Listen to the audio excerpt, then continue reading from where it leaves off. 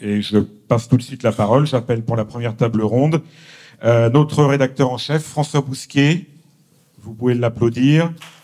Alain de Benoît. Et monsieur Gaël Brustier, docteur en sciences politiques, pour une petite heure. Installez-vous. Ravi d'être des vôtres pour les 50 ans. Je vais être à la fois un peu l'animateur de cette table ronde, et puis un peu participant, un peu débatteur de sujet. Donc, vous l'avez vu, c'est le sous-titre du moment populiste d'Alain de Benoît. Droite-gauche, c'est fini, sauf que nous avons rajouté dans cette intervention un point d'interrogation. Donc là, c'est soumis à la question. Mais peut-être qu'avant de s'aventurer sur le dépassement du clivage droite-gauche, je demanderai à nos invités de définir ce qu'est la droite et ce qu'est la gauche. C'est très problématique. Feu Jacques Julliard, le très regretté Jacques Julliard disait souvent que définir la gauche et la droite, c'est un peu comme lorsque Saint-Augustin définissait le temps. Quand on lui demandait à Saint-Augustin ce que c'est que le temps, eh bien Saint-Augustin disait « je sais ce que c'est le temps, mais je ne sais pas le définir scientifiquement ». C'est un peu le problème de la droite et de la gauche, que je soumets donc à Alain de Benoît et à Gaël Brustier. Ça fait partie de ce que Pascal appelait des mots primitifs. Un mot primitif, c'est un mot sur lequel on s'entend. La communauté s'entend, mais la communauté n'arrive pas à le définir. Alors Alain de Benoît, en guise d'introduction à cette table ronde, comment percevez-vous la droite et la gauche ? À mon avis, il ne faut pas du tout poser le problème de la manière subjective dont on ou je perçois la droite et la gauche. Moi, j'essaie précisément de sortir de cette perception-là pour faire une analyse plus générale. Qu'est-ce qu'on voit si on s'intéresse à ce sujet? Alors, tout le monde répète, à qui mieux mieux, que la droite et la gauche, ça a été inventé au XVIIIe siècle, que ça vient de l'endroit où se tenaient les parlementaires sous la Révolution, à droite ou à gauche du roi, et que c'est comme ça que ça a commencé. C'est pas tout à fait vrai. L'anecdote est peut-être réelle. Elle a au moins un avantage, c'est de montrer le caractère purement conventionnel de ces deux termes. Si les parlementaires avaient été disposés à l'inverse, on appellerait aujourd'hui gauche ce qui est à droite et droite ce qui est à gauche. Mais en réalité, c'est seulement à partir de la fin du XIXe siècle que les termes droite et gauche commencent à rentrer dans le langage public et après, ça ne va que croître et embellir. Mais pour ne prendre que cet exemple, au XIXe siècle, les socialistes, qui représentent une famille de pensée très importante, ne se qualifient nullement comme des gens de gauche. Deuxièmement, quand on essaye d'identifier ce que fait l'historien des idées, les idées de droite et les idées de gauche, il s'aperçoit que dès qu'il a fixé une nomenclature, il y en a qui sont partis se balader ailleurs, c'est-à-dire des idées de droite qui sont passées à gauche ou des idées de gauche qui sont passées à droite. On pourrait citer l'exemple du régionalisme, de l'écologisme, du colonialisme et bien d'autres choses encore. Et puis enfin, on découvre très vite qu'il n'y a pas une droite et une gauche, mais il y a toujours eu des droites et des gauches.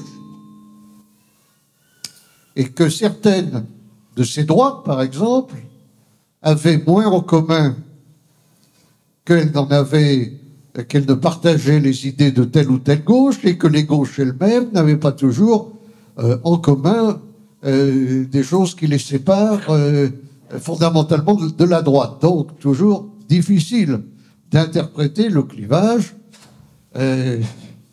Et il faut bien dire que les politologues, les spécialistes de sciences politiques ont essayé de dire quelle est la droite, la gauche, qu'est-ce qui identifie toutes ces droites et toutes ces gauches et permet de les rassembler sous un terme dénominateur commun.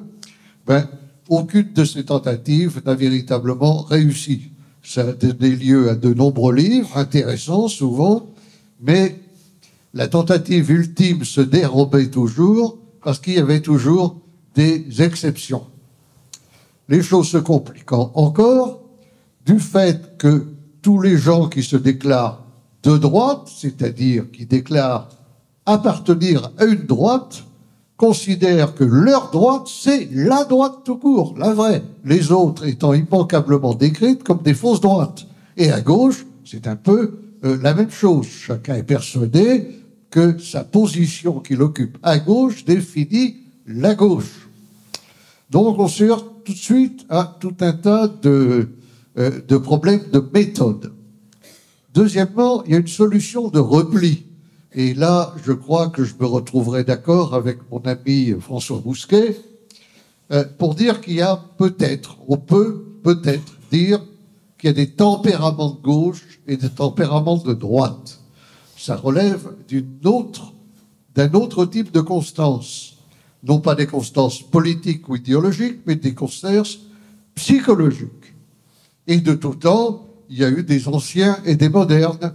Il y a eu des conservateurs et des progressistes, des gens qui voulaient que ça change et des gens qui voulaient que ça change pas trop, et ainsi de suite. Et on peut dire, ben voilà, ça départage un peu les droites et les gauches, mais la question se pose de savoir pourquoi ces clivages comportementaux et psychologiques, on doit les résumer à des dénominations empruntées au vocabulaire politique.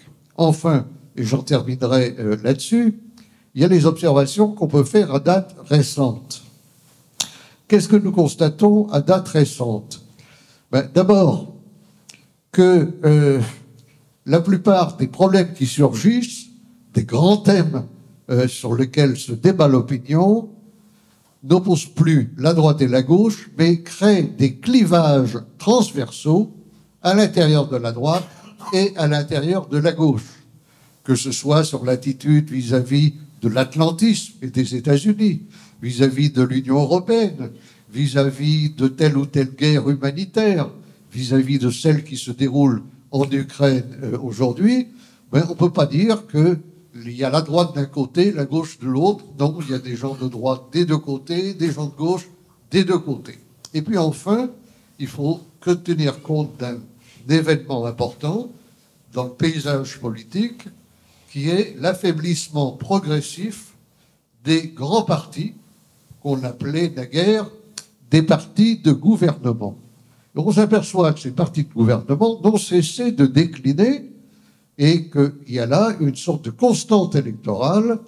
Quand on prend le Parti socialiste, qui a tenu une place éminente dans l'histoire politique française, et puis ce qui est resté des derniers avatars du gaullisme ou de Giscard, etc., on n'est plus à 10% des voix, ce qui est totalement extraordinaire.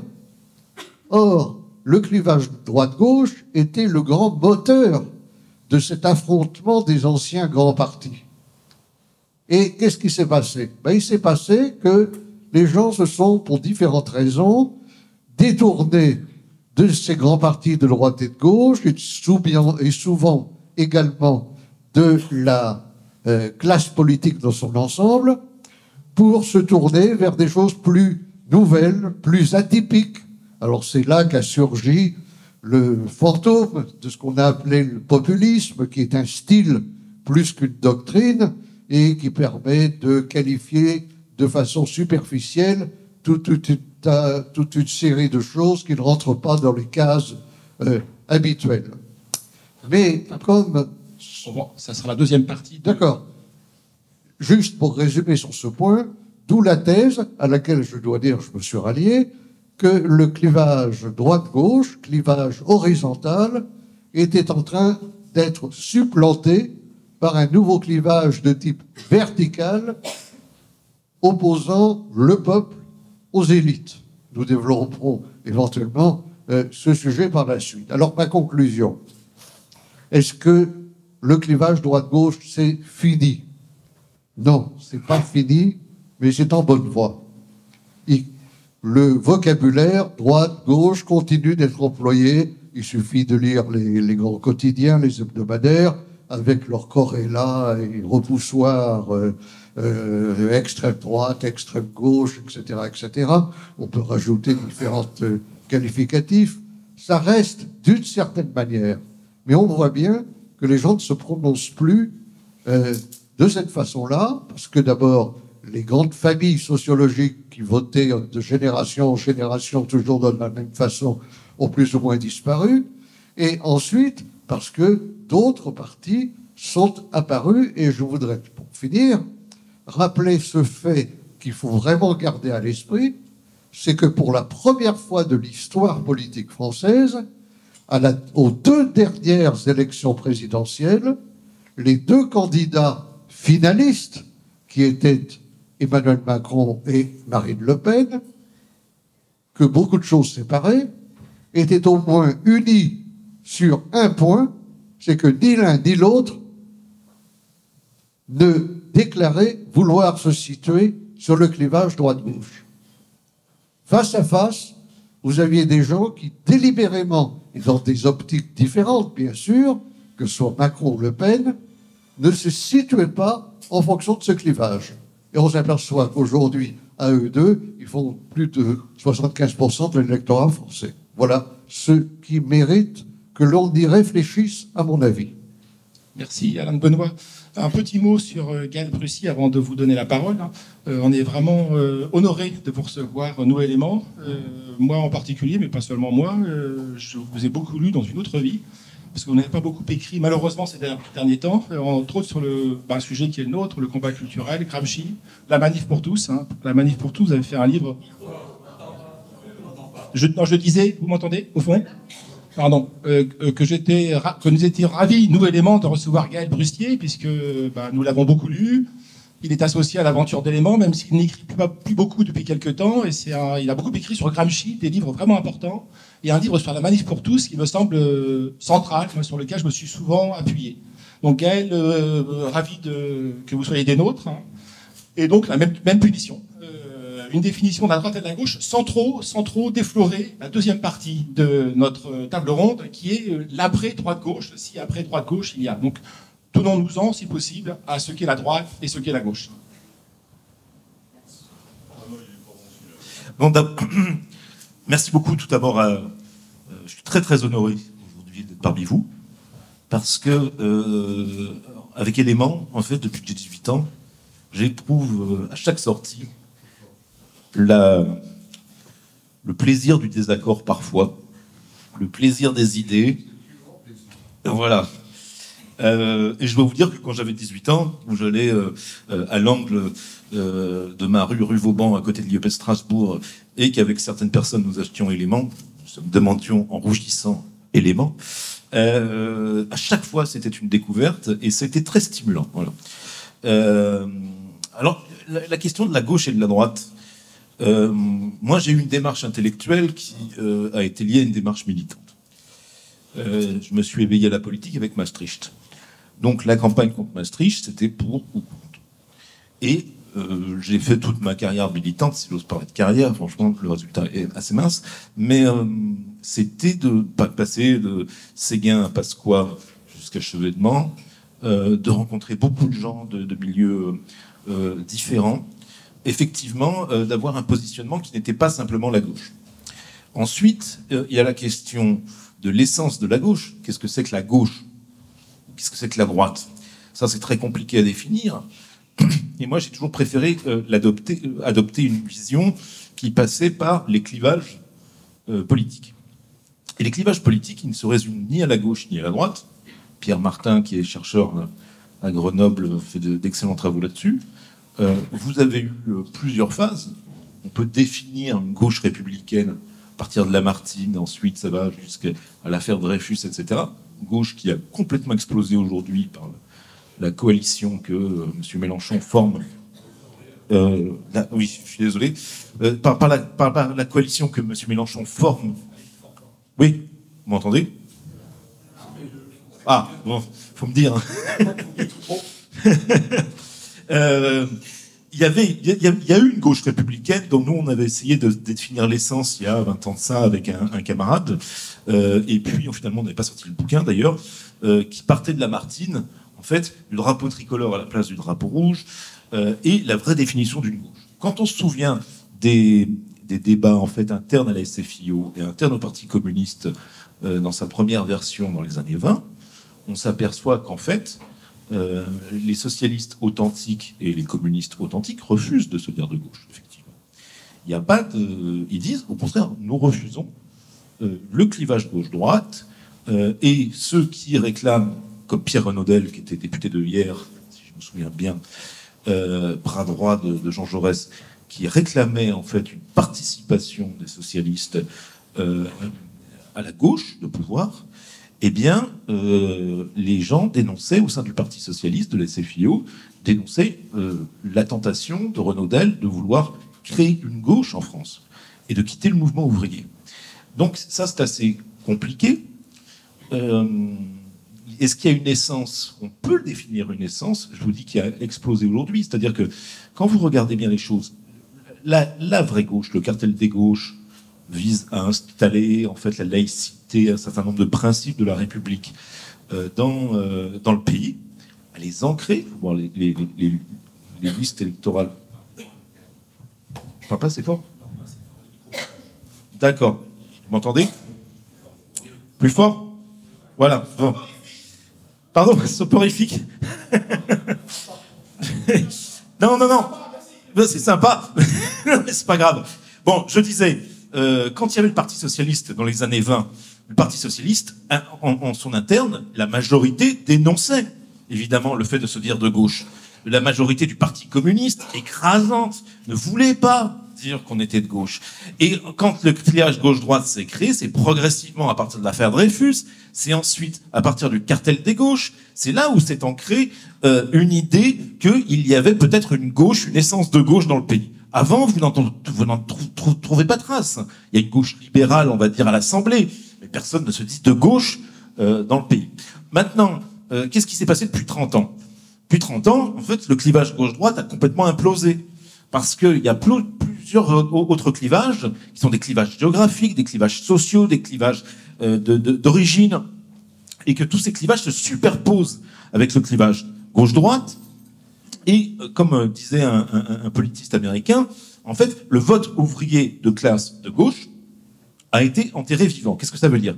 Ça veut dire tout simplement que, en fait, génération après génération, certes, ce qu'on appelle les valeurs de gauche, de droite existent toujours, mais qu'elles sont enterrées vivantes. Comment? Parce que, en fait, les successions de générations oublient les références qui étaient celles de la classe ouvrière de gauche britannique, française, etc., et qui ont disparu. J'espère que je suis moins soporifique.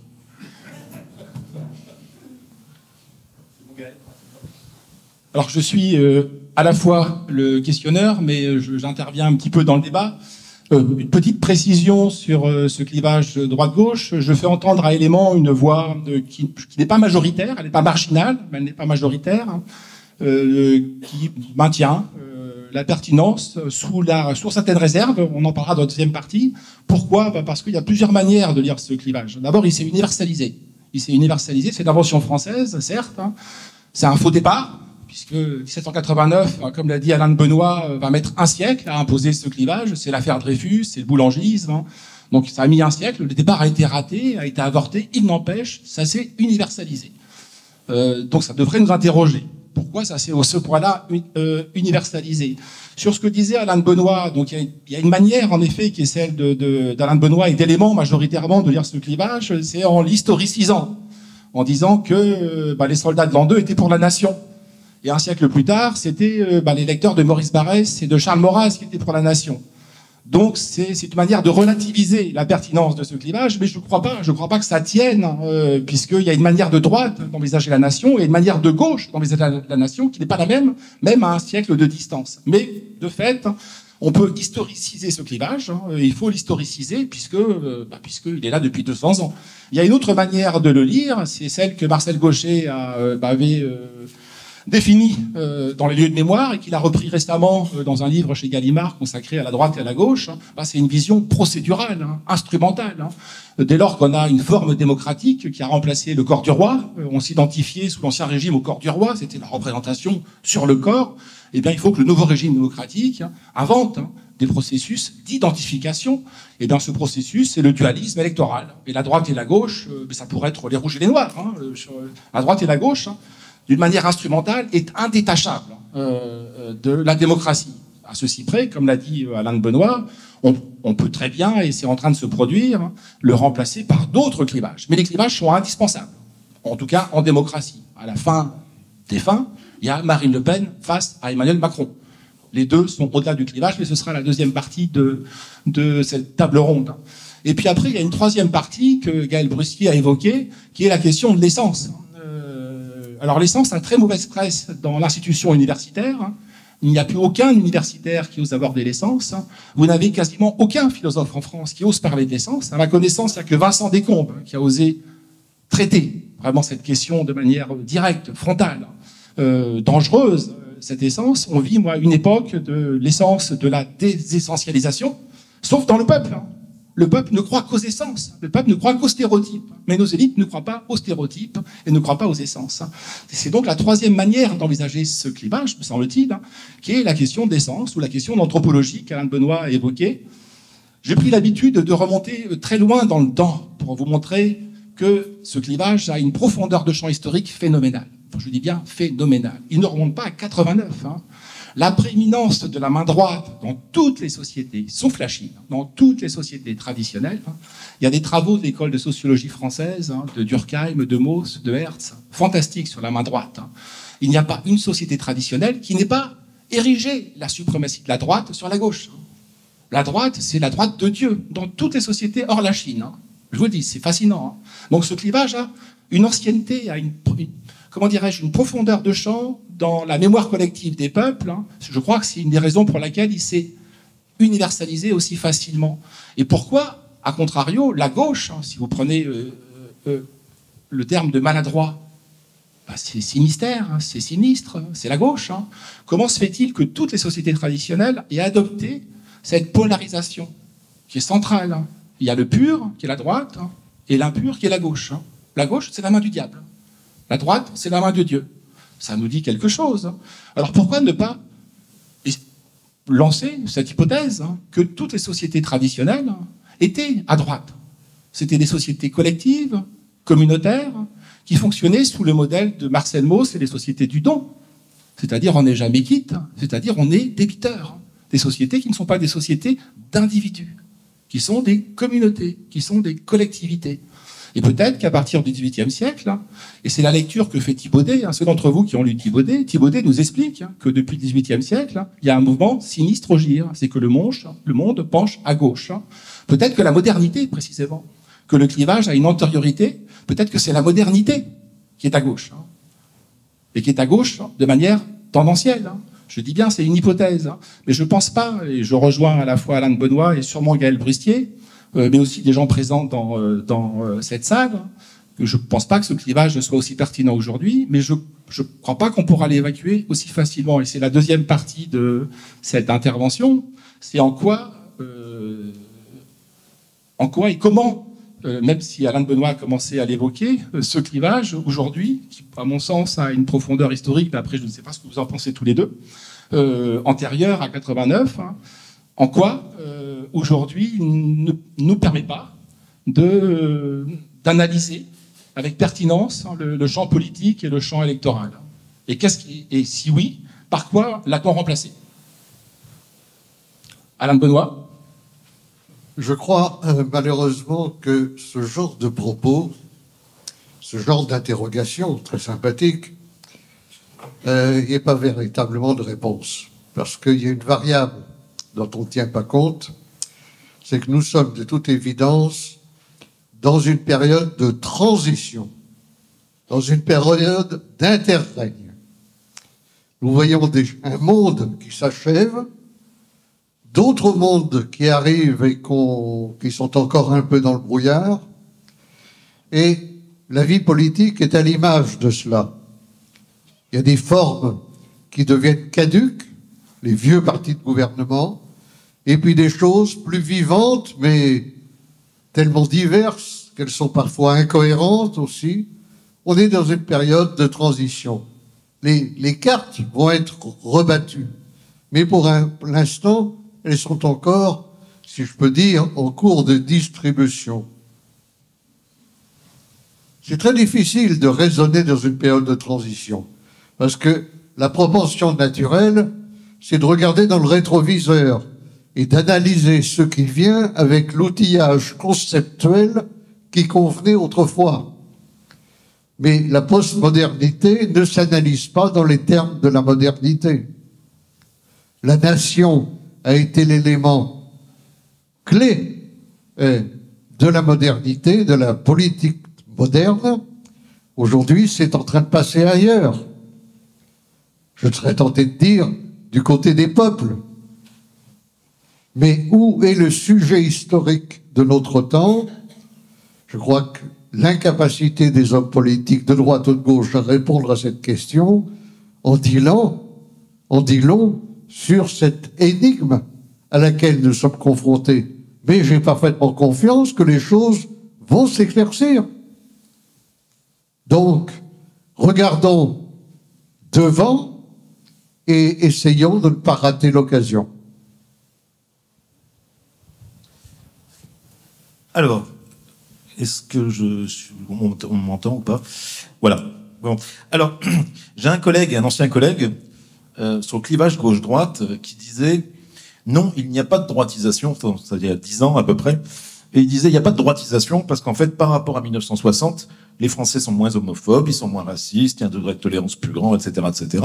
Ce à quoi je lui répondais imperturbablement, oui, ils sont beaucoup plus tolérants à l'égard des protestants qu'en 1572. Maintenant, est-ce que ça nous prouve quoi que ce soit? Donc, il y a un mouvement vers la droite, effectivement, mais on l'appelle le mouvement de droitisation avec Hulin depuis 15 ans, mais c'est malgré, je dirais, parce qu'on n'a pas trouvé d'autres termes. La vérité, c'est que quand vous discutez avec les gens, ce qui nous avait frappé aux quatre coins de la France, c'est qu'en fait, ils ont la même interprétation du monde. Ils ont l'impression que l'Occident est en train de sombrer, et ils interprètent l'Occident du coin de la rue jusqu'à Pékin, jusqu'à Kaboul, etc., etc. Et c'est ça qui nous avait marqué, c'est-à-dire qu'on avait fait un premier bouquin sur les classes populaires, parce qu'on s'était aperçu que nos copains qui gagnaient la même chose que nos nouveaux copains des villes ne votaient pas pareil. Donc on a voulu comprendre ça, c'est comme ça qu'on a découvert Gramsci. Et le deuxième point, c'était Voyage au bout de la droite, qu'on a appelé comme ça, je dirais, un peu par hasard. La droitisation, c'est pas un absolu. Il y a pas de, le clivage gauche-droite n'est pas un absolu. Par contre, ce qui est vrai, c'est qu'on avait lu à l'époque, je me souviens de La peur et l'espérance de Giulio Tremonti, je crois, qui était l'économiste un peu de la Ligue et de Berlusconi à l'époque, quand Silvio était toujours là. Et ce qui nous avait frappé, c'est qu'en fait, il y avait une définition, en fait, de ce qu'on a appelé l'occidentalisme ensuite, qui consiste non pas à porter l'Occident au nu, mais qui définit une angoisse, une peur existentielle profonde, mais qui va vous toucher, en fait, au supermarché, qui va vous toucher dans l'appréhension que vous avez de la vie de vos enfants dans les grandes villes. Moi, autour de chez moi, quand les jeunes vont à Lyon, tout le monde est angoissé. Donc il y a une interprétation du monde, il y a une reconfection en fait d'un imaginaire global. Et c'était ça, cette révolution mentale qui n'apporte pas d'essence véritable, sinon une angoisse civilisationnelle extrêmement forte et qui n'est pas illégitime. Je me souviens d'un type qui m'a écrit, c'était assez drôle, il m'envoie une lettre, il me dit « Et moi, monsieur, je ne veux pas de votre droitisation. » Je lui dis « C'est pas la question. Simplement, il faut prendre les choses telles qu'elles sont. La gauche n'a jamais rien voulu entendre. La gauche parlementaire n'a jamais rien voulu entendre. La droite, ayant une crise existentielle permanente, non plus. Mais c'est vrai que je me souvenais quand j'avais croisé Pat Buchanan à Washington, j'avais compris qu'en fait, il y avait un occidentalisme des riches et un occidentalisme des pauvres. C'est-à-dire que les friqués de New York avaient leur angoisse existentielle et les pas friqués en fait de Pennsylvanie avaient la même angoisse existentielle, qu'ils l'interprétaient différemment. Trump a gagné parce que voilà.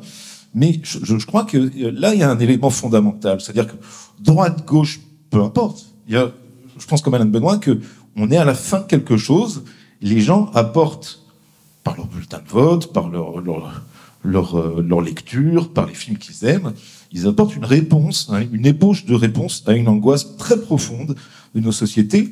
Une angoisse qui va se trouver dans un milieu ouvrier de Guignon, chez moi en Saône-et-Loire, ou qui va se trouver à Montreuil d'une autre façon. Mais il y a cette angoisse civilisationnelle d'extinction. Les gens ont extrêmement peur que dans 2 générations, ils ne soient plus là. Et donc, du coup, on leur trouve des réponses. Ça, on pourra en reparler d'ailleurs. Un petit mot avant de passer à une autre question. Alors, comme vous l'avez vu, je suis très attaché, ceux qui disent éléments à ce clivage, droite-gauche, mais ayant parfaitement conscience qu'aujourd'hui, il est plus que menacé. Et c'est le travail que nous menons à Éléments depuis Alain de Benoît depuis très très longtemps. Et nous qui avons pris le relais, Pascal Esséric, Patrick Luzinski, moi-même, mais toute la rédaction ici présente depuis 15-20 ans désormais, c'est précisément essayer d'explorer les nouveaux clivages en train d'émerger et comment et à quel moment, en tout cas l'histoire et pour ce qui concerne la France, il y a eu un déplacement du curseur droite-gauche vers quelque chose d'autre dont nous allons parler. Et il me semble important de faire un rappel historique des années 90. Les années 1990 ont été centrales pour commencer à invalider politiquement et électoralement, je dis bien pour le cas français, le clivage droite-gauche. Rappelez-vous, en 91, 90, 91, c'est la guerre du Golfe. La Nouvelle Droite et Alain de Benoît, en particulier, signent des pétitions avec des personnalités qui viennent de la gauche, voire même du Parti communiste. 92, c'est Maastricht. Gaël Brustier, pour beaucoup d'entre nous, c'est le début de la politisation, pour nos générations. Enfin, moi, c'était un peu plus tôt. 95, c'est la fracture sociale. On peut penser en fait que ce clivage a volé en éclats même un peu plus tôt, je pense, en 82-83. En 82-83, la gauche du gouvernement aspire à gouverner avec la droite du gouvernement et à former une coalition centrale à l'allemande. Ils mettront 30 ans à le faire. C'est Macron. Et en 2017, Macron invalide, fait voler en éclats le clivage droite-gauche, en France en tout cas politiquement. Marine Le Pen aussi à sa manière, sauf qu'elle n'accède pas au pouvoir. Et comme le rappelait Alain de Benoît, les deux candidats centraux du deuxième tour, en 2017-2022, ne croient plus dans l'efficacité et les vertus de ce clivage. Et ça rejoint, donc ça va être le sens de ma question désormais, les travaux de Jean-Claude Michéa, qui montrent que par-dessus l'histoire, après 2 siècles d'histoire, les deux libéralismes, donc en réalité les conservateurs de gauche et les progressistes de droite, c'est ça la Macronie. Par-dessus l'histoire, eh bien on renoue avec l'androgynie originelle du libéralisme sociétal, social, culturel, économique, financier, que c'est le pays central, ça, c'est le pays qui gouverne, et que se déploie aux marges une contestation qui ne recoupe pas le clivage droite-gauche. Alors c'est le titre du livre de Benoît que j'évoquais en début, et ce sera le sens de ma question, c'est est-ce que nous sommes toujours dans ce moment populiste, en tout cas dans ce moment où le clivage droite-gauche, donc le clivage, comme l'avait défini de Benoît, horizontal, ce qui est la droite et la gauche, est remplacé par un clivage du haut et du bas, un clivage vertical des élites et des peuples. À toi, Alain. À toi. Oui. À quoi sur quoi exactement? Oui. Sur l'après, sur ce que ça va donner. La singularité. Est-ce que nous sommes toujours dans le moment populiste? Est-ce qu'on est encore dans le moment populiste et puis quelle est la situation et la configuration aujourd'hui? Quels sont surtout les nouveaux clivages qui se substituent ou qui se superposent à la droite et à la gauche? Je dirais que oui, nous sommes toujours dans le moment populiste. Mais comme je l'ai écrit dès le début, le populisme n'est pas en soi une doctrine. C'est un style. Et ce style peut se combiner avec des courants idéologiques très différents. Et ce que je constate, c'est qu'aujourd'hui, la plupart des courants populistes ne le sont, à mon sens, pas vraiment. Ce sont plutôt avec des concessions au style populiste, des mouvements, je dirais, conservateurs, libéraux, assez classiques. Je pense à Meloni en Italie, à Bolsonaro au Brésil, etc. Moi, ce n'est pas du tout dans cette direction que va ma faveur. Je pars du point de départ, de référence pour moi.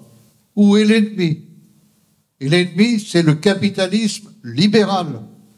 C'est le fait que les démocraties libérales sont devenues des oligarchies financières.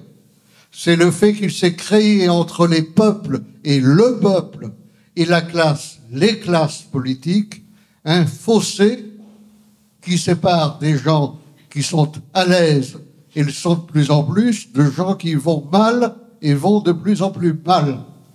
Il n'y aura, à mon sens, de véritable populisme que s'il est assorti d'une dimension sociologiquement, économiquement, politiquement populaire, je ne dirais pas prolétarienne parce que nous ne sommes plus à cette époque-là, mais l'important c'est que la majorité des gens qui composent ce pays cessent d'avoir l'impression d'être invisibilisés, d'être mis à l'écart, d'être tenus pour des déplorables, comme des gens qui pensent mal et des gens qui crèvent, tout simplement.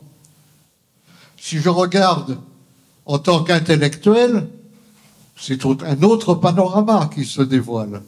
Ce qui me frappe le plus, c'est l'incapacité de renouveler le discours idéologique à droite et à gauche. C'est peut-être encore plus frappant à gauche, parce que la gauche a été historiquement, du moins au XXe siècle, plus théoricienne que la droite. Mais là, il n'y a rien de neuf. Il n'y a rien de neuf. On tourne en rond. Ou alors, on part vers des choses surréalistes qui tiennent de la basse époque hellénistique, mais pour tout dire, de la décadence, c'est-à-dire les mots valises, qui n'ouvrent rien, mais qui sont censés ouvrir tout, le racisme systémique, le harcèlement, le patriarcat et toutes ces choses-là, dont les peuples n'ont strictement rien à faire. Ce que les gens attendent des hommes politiques, c'est pas qu'on leur parle de l'écriture inclusive, de l'art contemporain, ou de choses de ce style. C'est qu'on leur donne des motifs d'admirer, au lieu de leur dire que l'admiration c'est mal parce que c'est dangereux, d'être fiers, au lieu qu'on leur dise que la fierté c'est vexant pour les autres, et qu'ils aient la possibilité de vivre en étant pleinement ce qu'ils doivent être, c'est-à-dire des citoyens. Alors les formes que ça va prendre, je n'en sais rien. Je vois bien les nouvelles voies de garage qui se décident aujourd'hui et qui feraient en sorte que la colère des peuples, qui se matinent aussi de désespoir, les emmènerait à commettre de nouvelles erreurs, à être prisonniers de nouvelles promesses qui ne seraient pas tenues. C'est à la base que ces choses-là se font et se décident. Ça, c'est pour ce qui concerne la politique politicienne, et puis il y a le domaine des idées, mais plus propre peut-être, qui touche beaucoup moins de gens. Je continue à penser qu'il a beaucoup d'importance. Je suis frappé de voir à quel point il descend et de quelle manière ou de non-manière ceux qui étaient des grands auteurs disparaissent et ne sont pas remplacés. Tout récemment encore, j'ai eu beaucoup de peine d'apprendre la mort de Jacques Julliard. C'était pas Leibniz, mais c'était un auteur cultivé, intelligent et de surcroît un esprit libre. Ces espèces-là sont en voie de disparition et personne ne s'avise de les protéger. Un mot sur le sujet, Gaël, plus qu'un mot du reste. Hein. Et je rappelle, peut-être vous en direz un mot, que vous étiez le week-end dernier à Nîmes, hein, précisément sur le sujet qui est le nôtre, à ceci près que c'était pas chez les populistes, mais c'était chez les souverainistes. Hein. Mais les souverainistes des deux rives. Hein. Oui. Alors, je vais mettre une hypothèse, d'ailleurs, si vous m'écoutez. Oui, très fort. L'hypothèse, c'est qu'il n'y a plus de clivage gauche-droite parce que la gauche a implosé. Si vous regardez bien les choses, comme on l'a dit depuis l'affaire Dreyfus, 1936 par étapes, avec la parenthèse gaulliste, etc., etc., la gauche s'est constituée dans le pays. Ça n'est pas un absolu. Mais je vais vous dire une chose. Moi, je me souviens d'une anecdote. J'étais dans un avion pour Caracas, à ma grande époque, avec Bernard Cassen, qui me dit viens, on va voir Jean-Luc. On va devant l'avant de l'avion, puisque le camarade Jean-Luc, trotskiste, voyage toujours en première classe, et nous voyagions au fond, pas dans les soutes, hein, on était bien traités. Mais Et Jean-Luc me regarde et me dit, toi, t'es un antisémite.